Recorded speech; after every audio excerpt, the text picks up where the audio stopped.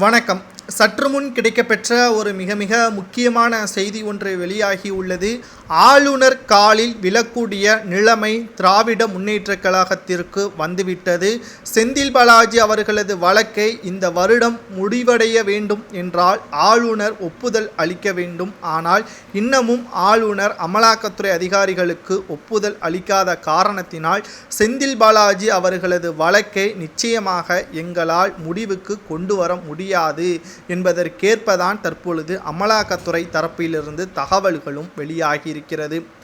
ஒட்டுமொத்தமாக அமலாக்கத்துறை அதிகாரிகள் செந்தில் பாலாஜி அவர்கள் எங்களுக்கு ஒத்துழைப்பு கொடுக்காத காரணத்தினால்தான் 1 வருடம் 6 மாதங்கள் கடந்துவிட்டது. இன்று வரை செந்தில் பாலாஜி அவர்களுக்கு ஜாமீன் வழங்க முடியவில்லை என்பதையும் தெள்ளத்தெளிவாக அமலாக்கத்துறை அதிகாரிகள் நீதிமன்றத்தில் கூறியிருந்தார்கள்.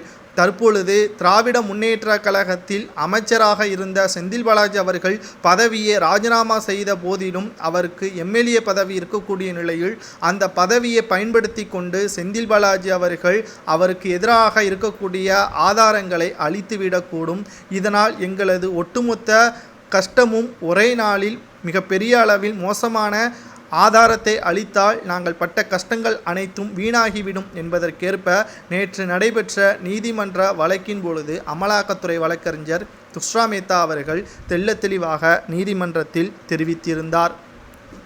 இந்த ஒரு சூழ்நிலையில்தான் தற்பொழுது முதல்வர் ஸ்டாலின் அவர்கள் ஆளுநர் RN ரவி அவர்களை தொடர்பு கொண்டு செந்தில் பாலாஜி வழக்கை உடனடியாக விசாரணை செய்யுங்கள் என்பதற்கேற்ப நேற்று தொலைபேசியில் பேசியிருக்கிறார். மேலும் ஆளுநரை கடுமையாக விமர்சனம் செய்த முதல்வர் ஸ்டாலின் அவர்கள் கடைசியில் ஆளுநர் காலை பிடிக்கும் விதமாகத்தான் நேற்று நடந்த சம்பவத்தை நம்மால் பார்க்க முடிகிறது.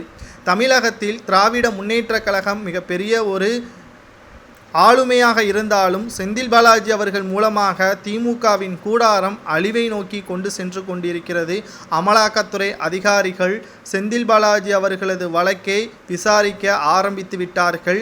ஒவ்வொரு அமைச்சராக விசாரணை செய்ய ஆரம்பித்து விட்டிருக்கக்கூடிய நிலையில் திராவிட முன்னேற்ற கழகத்தை சார்ந்த மிக முக்கியமான அமைச்சர்கள் இதில் தொடர்புடையவதாக இருப்பதாக செய்திகளையும் நம்மால் பார்க்க முடிகிறது. திராவிட முன்னேற்ற கழகத்தை சார்ந்த ஒவ்வொரு அமைச்சர்களும் தற்பொழுது இதில் சிக்கக்கூடிய நிலையில் திமுகவின் ஆட்சியை கலைப்பதற்கான ஏற்பாடுகள் ஆளுநர் செய்வதற்காகத்தான் செந்தில் பாலாஜியின் வழக்கை உடனடியாக விசாரணை செய்யாமல் அவரிடம் இருந்து வாக்குமூலத்தை பெற்ற பிறகு அவருக்கு ஜாமீன் கொடுங்கள் என்பதற்கேற்ப நினைத்திருக்கலாம் என்று அரசியல் வட்டாரங்களில் பேச்சுக்களும் அடிபட்டு வருகிறது. செந்தில் பாலாஜி அவர்களுக்கு ஜாமீன் கொடுக்கலாமா அல்லது அவருக்கான தண்டனை கொடுக்கலாமா என்பதை கமெண்டில் கூறுங்கள்.